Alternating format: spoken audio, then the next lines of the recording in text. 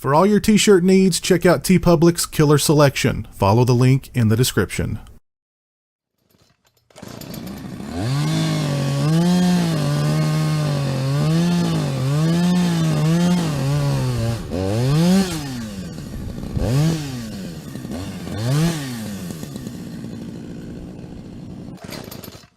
Hey, what's up, people? Pizzal here, and today I want to talk to you guys about 1990's The First Power, as requested in the forum section of my website by jsmooth82.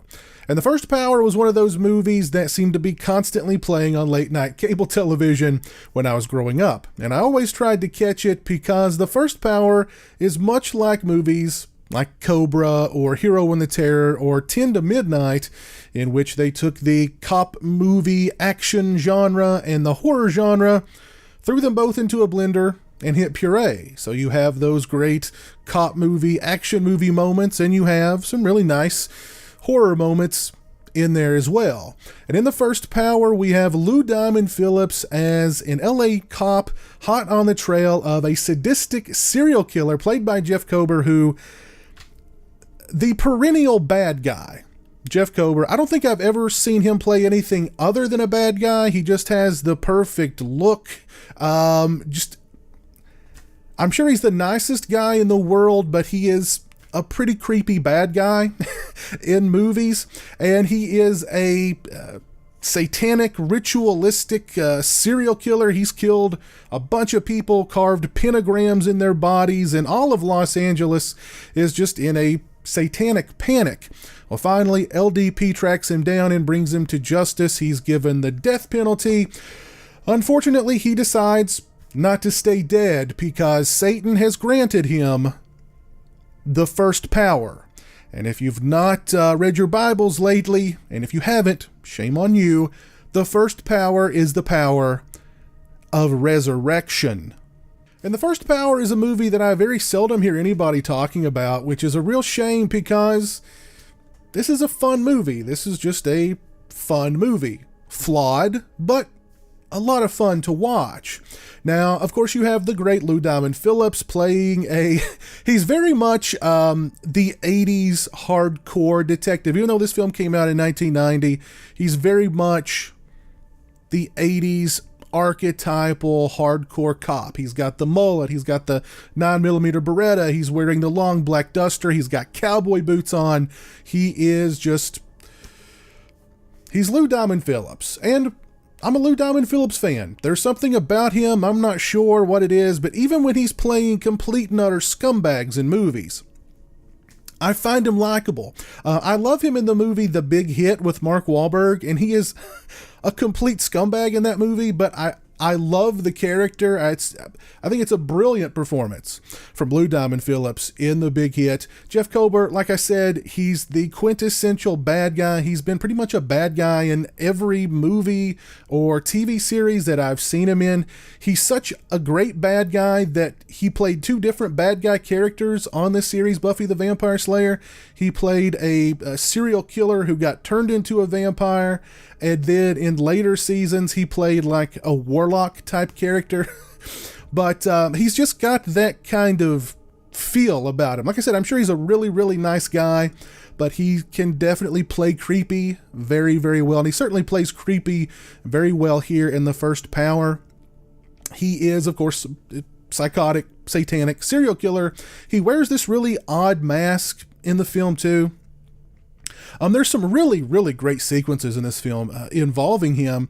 There's an awesome sequence in which he jumps off of a building, and it's this like wide shot, and the camera follows the stunt guy all the way down this building. I think there may be like one cut, but it's a great shot. There's another awesome sequence in the film that just, it makes absolutely no sense, but it looks awesome, and that is Jeff Kober pulls down a really big ceiling fan, and even though he's yanked it out of the wall, he somehow gets it to come on, and it's spinning very, very fast, and he's following Lou Diamond Phillips and the psychic woman down this hallway, and the thing's spinning really fast. It's a great looking shot, and it's just really cool. The supporting performances in the film are pretty well done as well. Michael T. Williamson, Bubba from Forrest Gump, plays Lou Diamond Phillips, his partner in the film,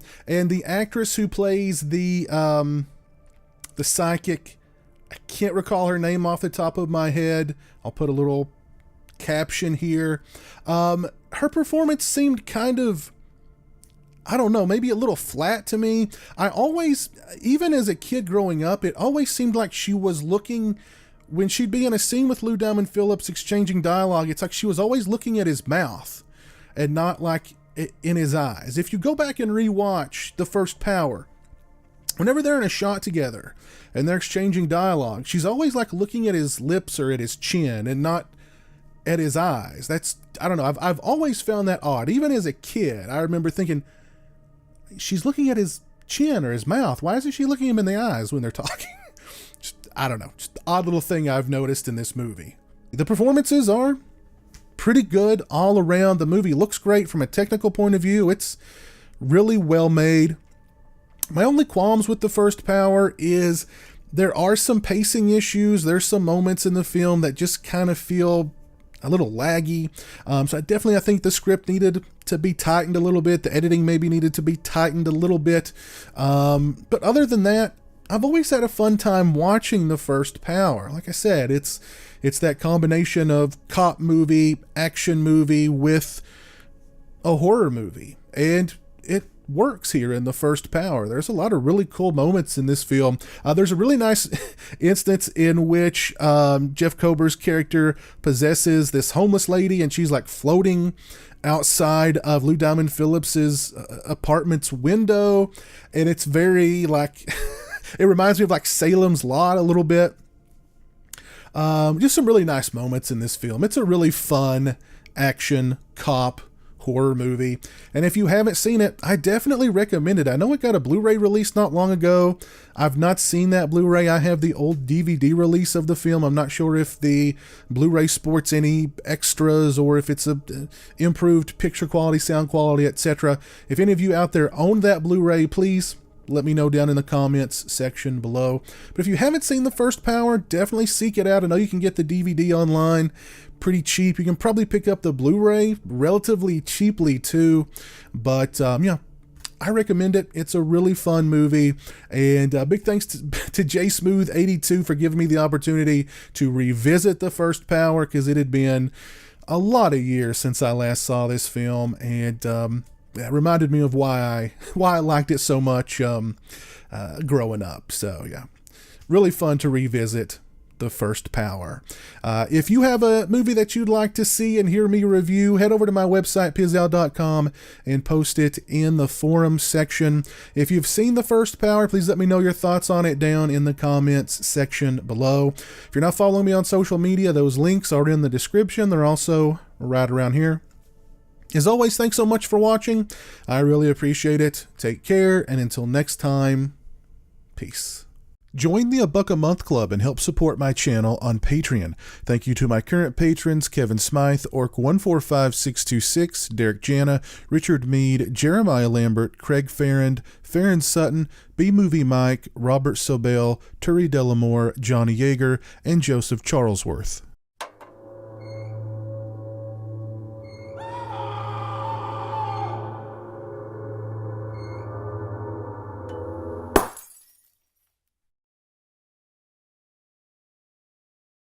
Say hello to the internet, Jeremy. Hello to the internet.